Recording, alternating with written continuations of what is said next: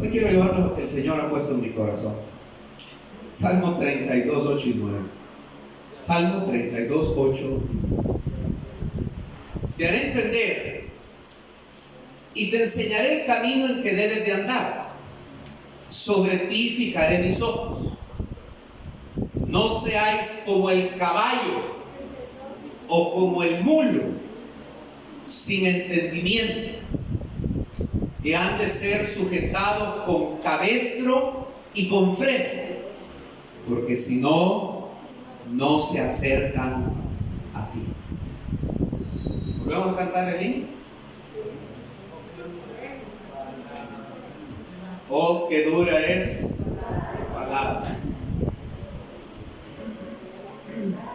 No seáis como el caballo o como el mulo. Puede decir que está la para suya en el nombre del Señor.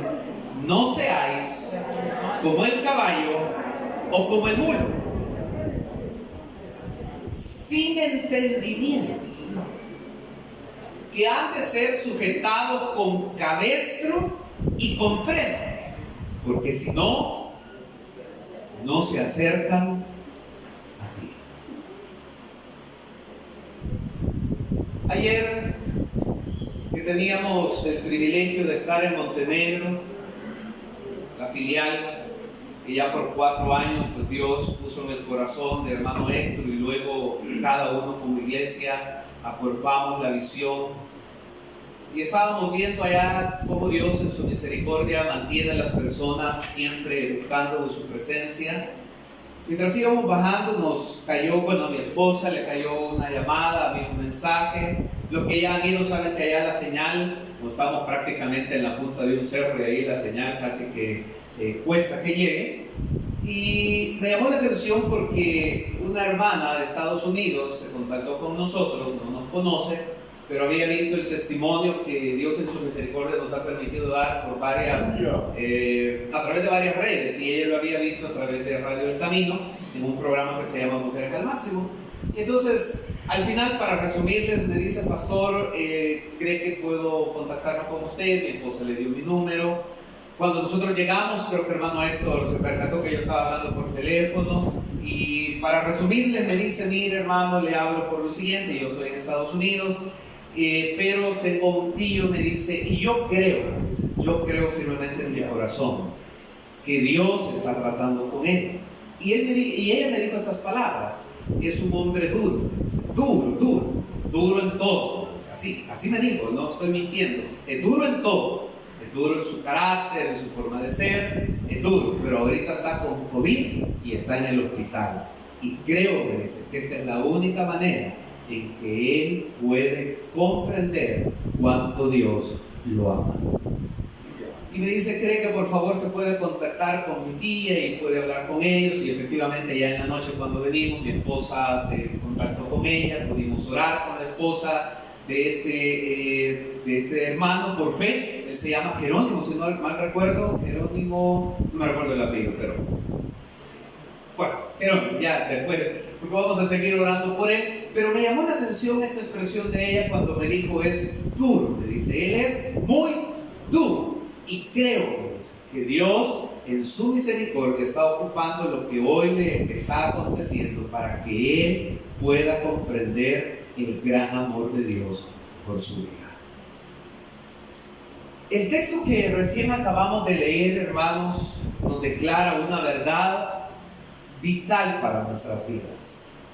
Y es que la Biblia dice que Dios se vale de todos los recursos que Él tiene para mostrarnos, revelarnos y hacernos comprender su voluntad.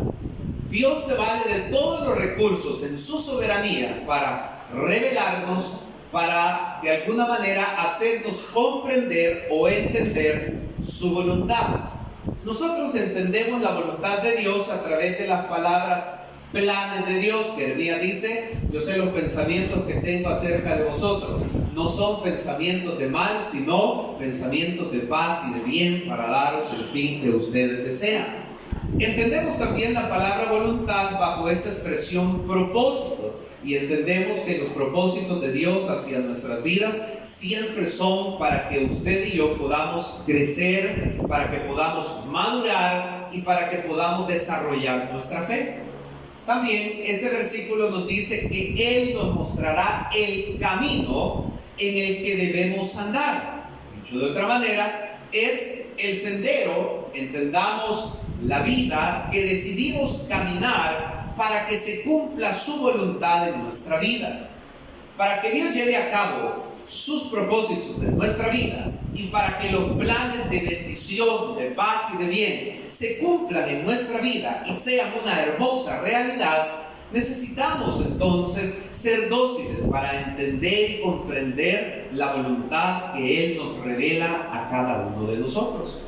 Es decir, que lo mejor para un cristiano, lo mejor para un hijo o una hija de Dios es entender la voluntad de Dios, es entender el propósito de Dios para la vida individual, familiar de cada uno de nosotros, es ser obedientes a la voz de Dios por medio de su palabra y caminar en las instrucciones que son las que nos garantizan el éxito y el respaldo de parte de Dios a nuestras vidas. El error más grande que podemos cometer como cristianos es ser una persona sin entendimiento. El error más grande que no nos podemos permitir todos aquellos que somos lavados con la sangre de Cristo es ser personas sin entendimiento. Por eso, la palabra del Señor, en el texto que recién acabamos de leer, compara a aquellas personas sin entendimiento y las asemeja a dos animales, que resulta hasta un poco ofensivo el poder de alguna manera oír esas palabras duras a nuestro corazón. Y son comparadas las personas sin entendimiento al caballo y al mulo, los cuales tienen formas muy distintas de comportarse. El comportamiento de un caballo o el comportamiento de un mulo es asemejado a aquella persona que actúa sin entendimiento. Por eso decía que un error que no podemos permitirnos es ser cristianos sin entendimiento, sin discernimiento, sin la capacidad de saber tomar buenas decisiones producto de la sabiduría que viene de parte de Dios. Y la Biblia dice que si alguno está falto de sabiduría, ¿a quién debemos de pedirla? Y Dios otorga sabiduría a aquel que le pide para poder actuar, comportarse de la mejor manera. ¿Alguna vez sus abuelitos, a algunos de ustedes le dijeron parecer caballo? Por desobediente, por vaya, ahí no sonaba tan duro, ¿verdad? Pero cuando uno lo lee en la Biblia, sí suena confrontativo. No seáis como el caballo o como el mulo, sin entendimiento, que han de ser sujetados con cabestro y con freno, porque si no, no se acercan a ti. Estudiemos primero la simbología que tenemos acá en estos dos animales. El caballo. El caballo es un animal de batalla, es un animal de competencia, es un animal que siempre empuja hacia adelante, es impaciente, impetuoso, siempre quiere correr y avanzar. Podríamos decir que estas son algunas características de un caballo. Ustedes también saben que hay caballos de diferentes tipos de raza o de clase. Y hay caballos que cuestan hasta 40 o 50 mil dólares, ¿verdad? Porque son caballos de pura sangre que los ocupan para cierto tipo de competencias o cierto tipo de deportes en el que es necesario utilizar el caballo para poder competir. Sus características principales a través de la historia, vamos a ver que los ejércitos antiguos ocupaban el caballo como prácticamente un arma para la batalla. Había ventaja a aquel ejército y por eso se le llamaba caballería, ¿verdad? Porque estos tenían o desarrollaban una ventaja sobre aquel que pues tenía que venir a pie. Lo mismo hablamos de la competencia y de esa característica de ser impetuosos o de ser impacientes. Hay cristianos cristianos y hay personas que al faltarles el entendimiento se vuelven o nos podemos volver impacientes. Hay momentos de nuestra vida en que somos llamados por nuestra propia naturaleza a actuar de manera precipitada, sin meditar, sin pensar o reparar en las consecuencias que vendrán de las acciones o decisiones que estamos realizando. Nos desesperamos y nos cuesta, aunque lo sabemos, esperar en el tiempo de Dios. Y aunque lo hemos repetido muchas veces, que Dios tiene un tiempo y establece un tiempo y una hora para todo lo que sucede debajo del sol, nos desesperamos. Y si somos honestos, ¿quién no se ha desesperado alguna vez en su vida, esperando, ansiando, anhelando que Dios responda? Ya. Pero Dios tiene un tiempo para poder cumplir o ejecutar su plan sobre su vida y sobre la mía. Y cuando se conjugan todas estas acciones, desesperación, ímpetu, falta de discernimiento, actuar de manera precipitada, es cuando hacemos locuras. Locuras por no tener paciencia. Locuras por desesperarnos y no aprender a confiar en el tiempo de nuestro corazón. En ese tiempo en que Dios ha dado una palabra a nuestra vida y que Él la va a cumplir. La palabra de Dios nos enseña que debemos de esforzarnos y debemos de alentar nuestro corazón, alentarlo a través de las palabras de Dios, para no correr, ni desesperarnos, ni pelear de forma alocada, sino aprender a esperar en Dios. El Salmo 27, 13 y 14 dice: ¿hubiera yo desmayado si no creyese que veré la bondad de Jehová en la tierra de los vivientes? Aguarda a Jehová, esfuérzate y aliéntese tu corazón. Sí, espera a Jehová. Repita conmigo: esfuérzate y aliéntase su corazón. Vuelva a decirle que está en la par suya: esfuérzate y aliéntese tu corazón. ¿Saben que aquellos que nos gusta, levante la mano los que nos gusta el fútbol, así honestamente, los que le van al mejor equipo del mundo, que ayer ganó 2-1, tenemos que saber, mire, esto del aliento funciona de alguna manera en lo subjetivo de las emociones. Y hablo de esto porque aquellos que hoy sintonizan un evento deportivo van a ver que todos, al menos en Europa, los estadios están vacíos. Y de alguna manera en el desempeño o en el rendimiento de los equipos se nota aquella falta de arenga que viene desde la tribuna, porque la gente pues va y paga para ir a la tribuna para gritar y alentar a su equipo y hacerle barra, etcétera, etcétera. Uno oye los gritos de los jugadores, oye lo que se dice, oye lo que dice el técnico, porque como no hay público, entonces de alguna manera hay un ambiente como un tanto sombrío. Y hasta los mismos jugadores, cuando los han entrevistado, dicen: nos sentimos raro jugar sin público, o sea, porque es como, sentimos como que estamos en entrenamiento, así lo ven ellos, porque algo que a ellos los anima son las porras, o es el hecho de que haya una gente que les esté gritando, cualquiera sea el grito de batalla que tienen para animar a su equipo. La Biblia dice que nosotros podemos ocupar la expresión de alentar nuestro corazón a través de la palabra de Dios. O sea, que en vez de gritar: sí se puede, sí se puede, sí se puede, nosotros nos alentamos al recordar las promesas de Dios para nuestra vida. Así se alienta nuestro corazón. Debemos de esforzarnos y tener esta actitud de alentar nuestro corazón por medio de la palabra. Ahora, hay batallas en nuestra vida en las cuales Dios quiere que tengamos el discernimiento para saber esperar, para no desesperarnos, para no actuar de manera precipitada o alocada. Lo único que Dios espera muchas veces de nosotros es que confiemos en Él, que no volvamos atrás, que estemos quietos y que tengamos la capacidad de ver lo que Dios hará en favor de nosotros. Segundo de Crónicas 20, recuerda esta historia en el capítulo 20, versículo 14. Y estaba ahí Jaziel, hijo de Zacarías, hijo de Benaya, hijo de Jehiel, hijo de Matanías, levita de los hijos de Asaf, sobre el cual vino el Espíritu de Jehová en medio de la reunión, y dijo: oíd Judá todo, y vosotros moradores de Jerusalén, y tú rey Josafat, Jehová os dice así: no temáis, ni os amedrentéis delante de esta multitud tan grande, porque no es vuestra la guerra, sino de Dios. Mañana descenderéis contra ellos, y aquí que ellos subirán por la cuesta de Cis, y los hallaréis junto al arroyo, ante el desierto de Jeruel. No habrá que pelear vosotros en este caso. Paraos, estad quietos, y ved la salvación de Jehová con vosotros, oh Judá y Jerusalén. No temáis ni desmayéis. Salid mañana contra ellos, porque Jehová estará con vosotros. ¿Y cuánto creemos que Jehová está con nosotros?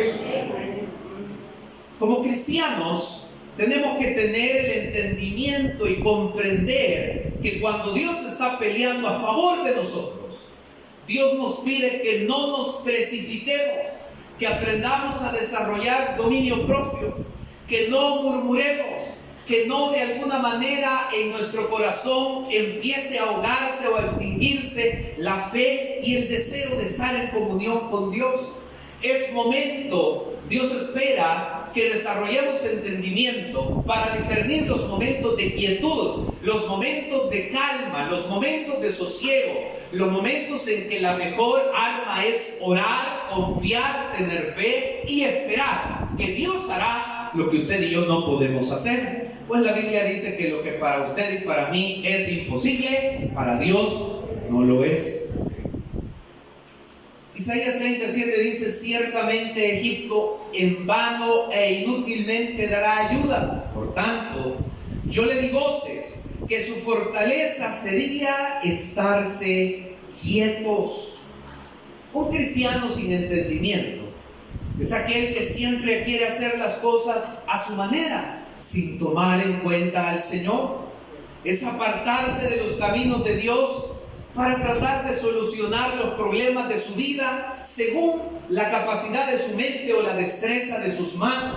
Sin embargo, al final vemos que estas actitudes son dañinas, pues agravamos aún más la situación.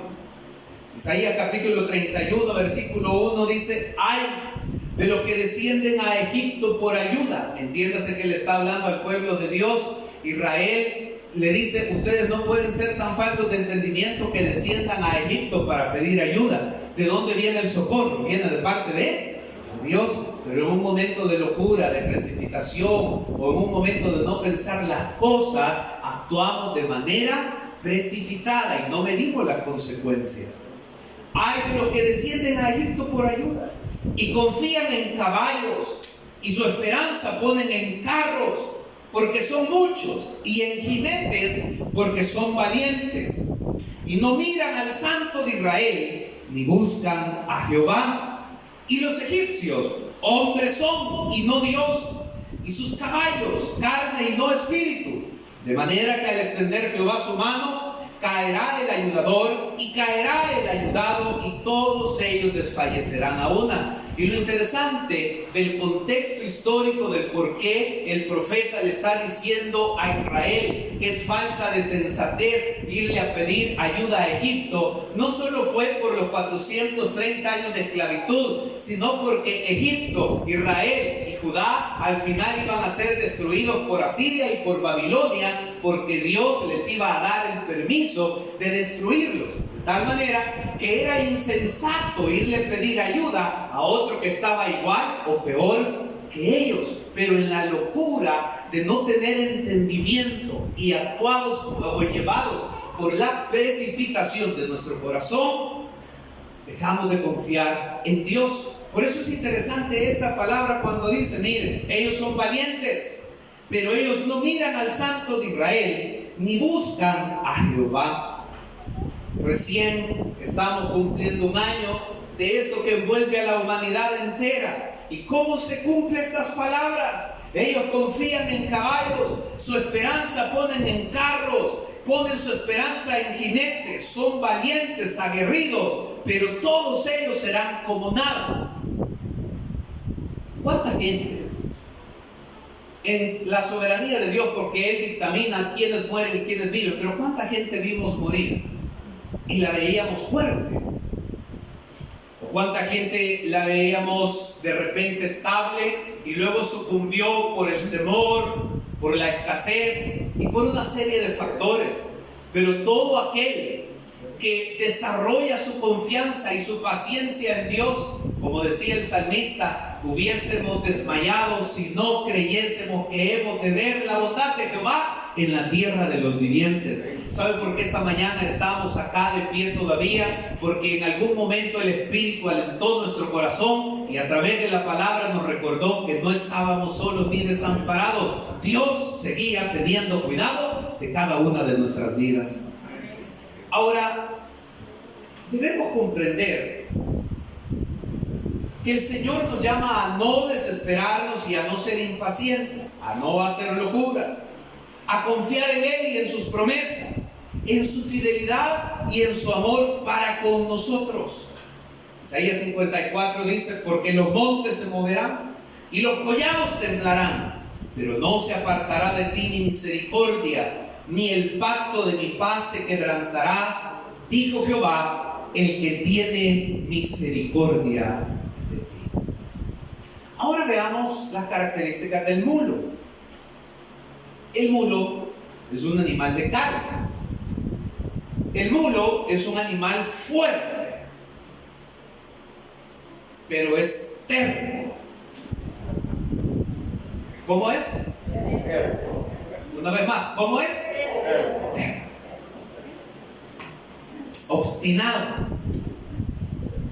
Y muchas veces al mulo, si algo cuesta, es hacerlo caminar.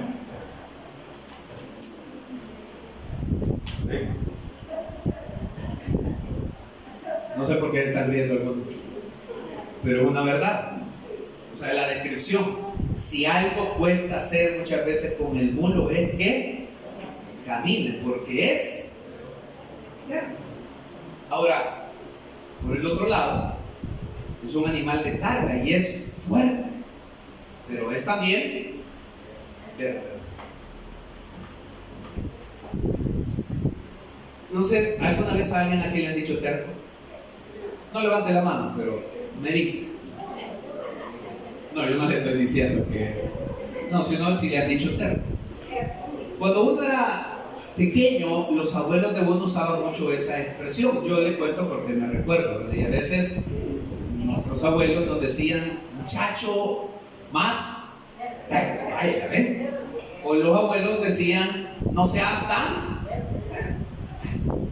Una expresión que ocupaban ellos denotando la desobediencia, la irresponsabilidad, el enojo, etcétera, etcétera, de las acciones o de la conducta de cada uno de nosotros cuando estábamos a esa edad. Muchos cristianos, muchas personas tienen una actitud de terquedad. Otro sinónimo de terquedad es testarudez, o ser testarudo. ¿A alguien le dijeron testarudo también? Entendemos lo que significa, ¿verdad? Ser testarudo. Pero hay personas que son tercas y testarudas para con Dios. Y esa es una actitud peligrosa, porque es una actitud de orgullo del alma. Es querer sentirnos que no necesitamos de Dios y que somos autosuficientes. Y tarde o temprano, este es el inicio para el quebrantamiento de cualquier persona. O sea, el actuar de manera obstinada, rebelde, desobediente, o como dicen así textualmente, con terquedad y testarudez. Ahora, ¿cuál es la diferencia? La terquedad se dice que es la actitud de la persona que irracionalmente no cambia de opinión. O sea, la persona logra entender que lo que está haciendo no es correcto o bueno, pero aún así, aunque sabe que no es correcto y bueno, ¿qué pasa? Lo sigue haciendo, no cambia. Ustedes saben que yo tuve dos tíos que lucharon con el alcohol, pero ustedes solo conocieron más al segundo, que es de mi familia paterna. Algo que nunca entendí Gracias a Dios nunca he tomado, en misericordia de Dios espero nunca hacerlo. Pero nunca entendí por qué la gente toma, se aturra la cara. Y no es una burla, es una realidad. Yo veía muchas veces a mi tío agarrar la pacha, le dicen, ¿verdad? Bueno, y le hacen, y hasta le hacen. Y entonces yo decía, ¿por qué toma? Y oía a muchos de ellos decir, ¿cómo quema? Sí, le decía. Y yo decía, entonces, ¿por qué toma? Claro, sabemos que hay una adicción, que es una lucha que no pueden vencer por sí mismo, pero también hay una actitud de terquedad, porque aunque saben que lo que hacen no es correcto, no cambian de actitud. ¿Están conmigo hasta acá? Pues es como que, hagámoslo más sencillo. A usted le dicen, miren, por su propio bien, no coma tal cosa. Y usted dice, solo hoy. El resultado de ese solo hoy es que usted va a necesitar ir solo mañana al médico. Y el médico le va a decir, y comió tal cosa. ¿Y usted qué le va a decir? Fíjese que, porque algunos así dicen, fíjese que no sé por qué me he enfermado. Lo que no quiere aceptar es que actuó de manera irracional. O sea, que sabiendo que aquello que no le conviene hacer, aún así lo hizo. ¿Me voy a entender? La Biblia dice que el mulo es así, es terco. Y la Biblia asemeja, no dice que así seamos, pero asemeja que la actitud de soberbia, de arrogancia, de no tomar en cuenta a Dios en nuestras decisiones, nos lleva a actuar de esta manera, sin entendimiento. La terquedad, entonces, es la actitud de la persona que irracionalmente no cambia de opinión. Ahora, la testarudez es la persona que se mantiene inamovible en su actitud equivocada. Aunque se le den razones en contra, ella se mantiene inamovible en lo equivocado. Y aunque sabe que está equivocado, no quiere dar su brazo. Esa es una persona testaruda. Que hay un poquito de diferencia con ser una persona. Cuando nosotros como hijos de Dios hacemos lo que no le agrada a Dios, o sea, desobedecemos, cuando hacemos de lo malo una práctica cotidiana, porque nadie es perfecto y estamos expuestos a errar, cuando estamos viviendo un estilo de vida pecaminoso, el Señor nos reprende, nos confronta, nos llama la atención por medio de su palabra. Pero muchas veces la actitud de la mayoría de nosotros es actuar como actúa el mulo. O sea, nos llenamos de terquedad y de testarudez. Y aunque la palabra nos confronta y nos orienta, no queremos hacer caso. Y decimos, lástima que no vino el hermano fulano, porque para él estaba bueno el mensaje. Y no asumimos que el mensaje era para nosotros. Es una actitud ¿de qué, hermanos?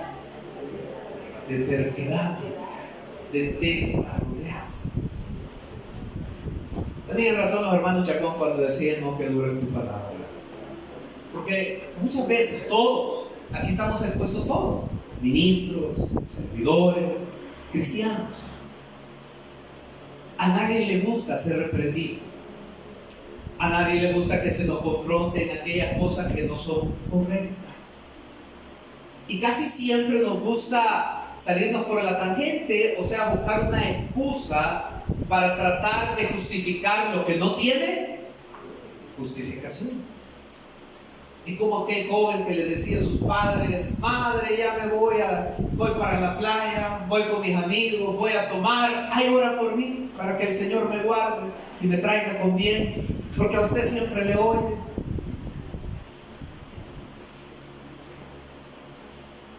Y aunque él sabía que iba a hacer lo malo, descansaba en que su mamá oraba por él, pero tarde o temprano hay una ley que se mantiene inamovible en la Biblia y dice, no os engañéis, Dios no puede ser burlado, porque todo lo que el hombre sembrare, eso también segará.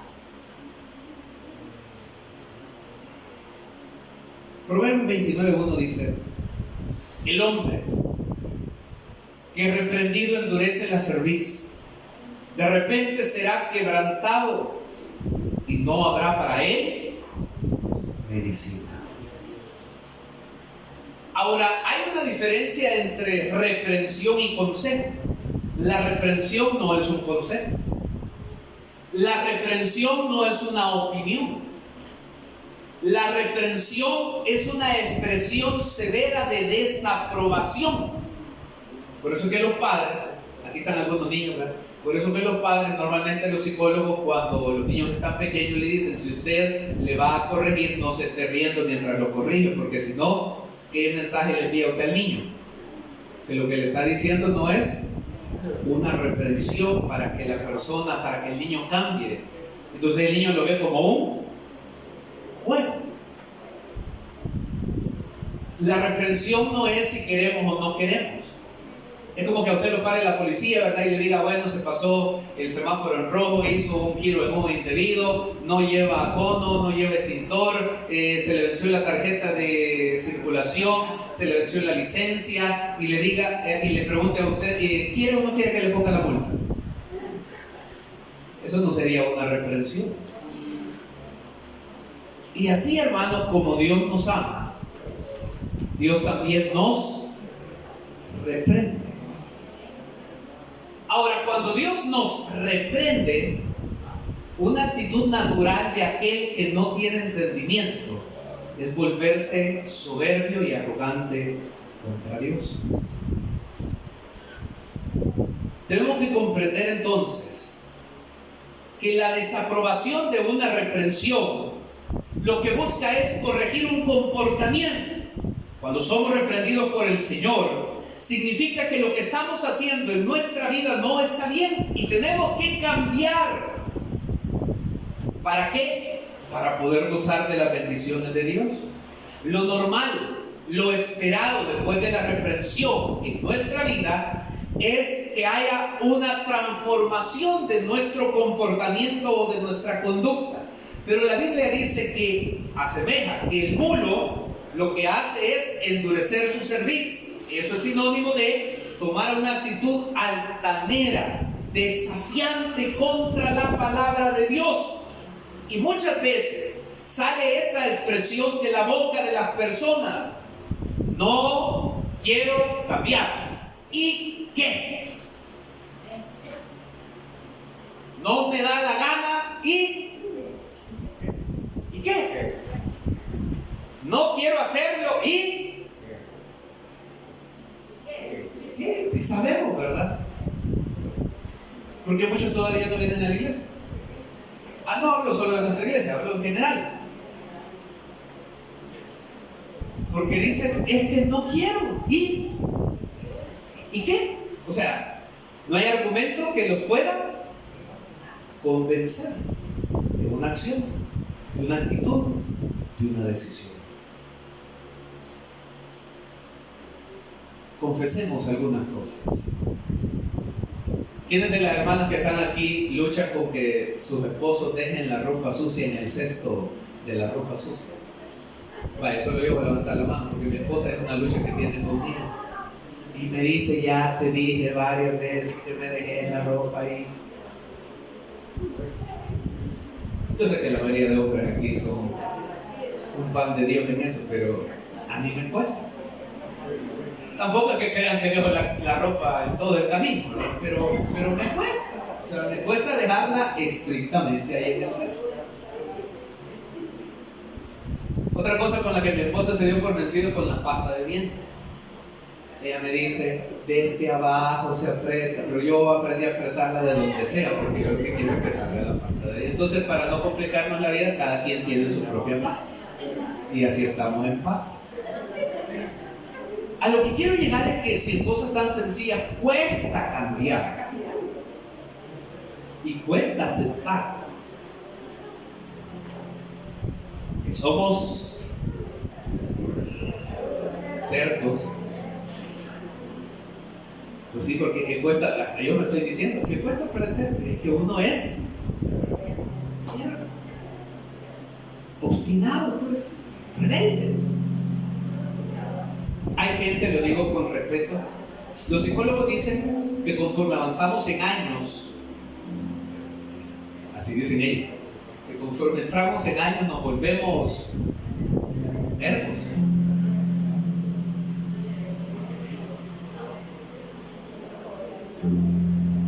La Biblia ya lo ha dicho, que es algo con lo que luchamos. Y quiero llevarnos entonces, para ir concluyendo, a lo que se dice segundo de Reyes 17.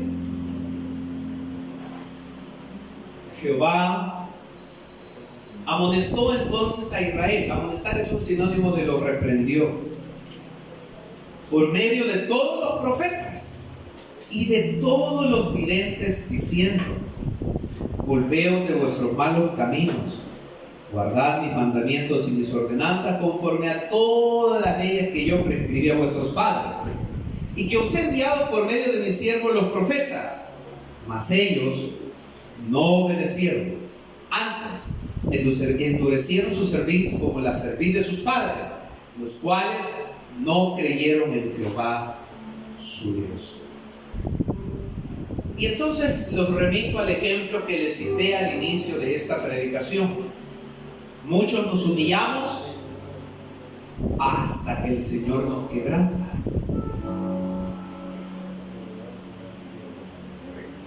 Los abuelos decían, aunque suena pesado también, el vivo a señas, usted ya sabe de la así decían ellos. Y a algunos pareciera ser que nos toca la segunda opción, ¿verdad? Y hasta entonces aceptamos o reaccionamos que lo que hacemos no es de total agrado al Señor.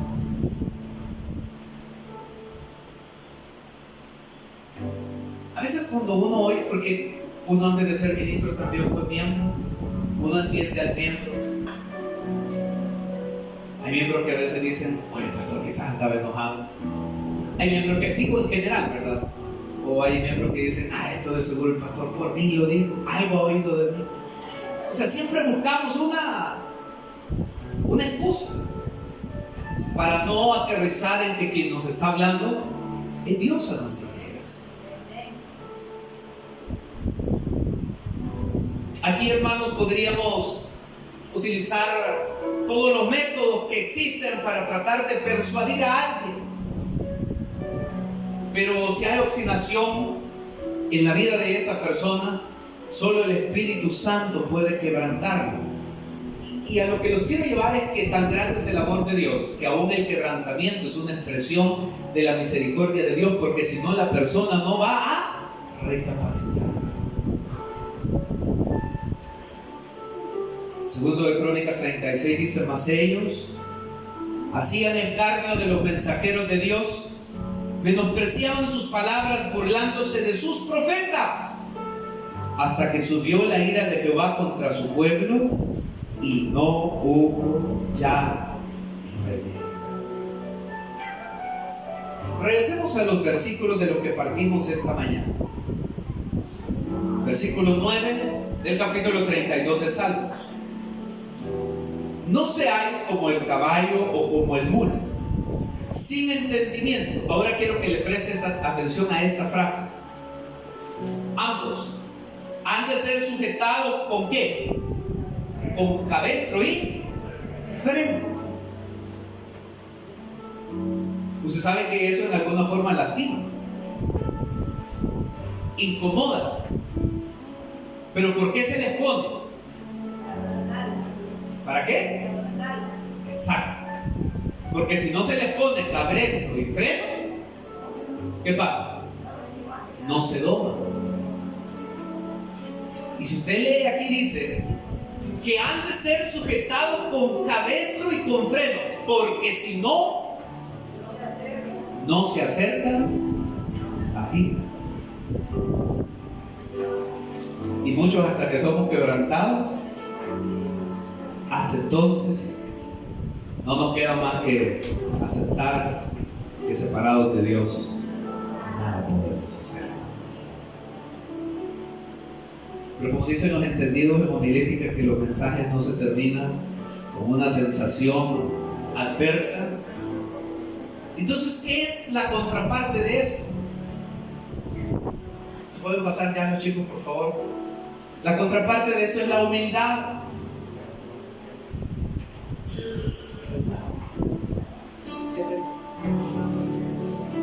No esperemos a que se nos ponga un cabestro o un freno para obedecer a Dios. Hoy sí, no le diga que está a la par, ponga su mano en su corazón y diga conmigo: alma mía, no esperes a un cabestro o a un freno para obedecer a tu Dios. Porque el tiempo nos habla de Dios. Segundo de Crónicas 7:14, lo sabemos de memoria. Si se humillara mi pueblo, sobre el cual mi nombre es invocado, y oraren y buscaren mi rostro, y se convirtieren de sus malos caminos, entonces yo, dice Dios, oiré desde los cielos, perdonaré sus pecados y sanaré su tierra. Anhelamos que Dios haga eso en nuestra vida.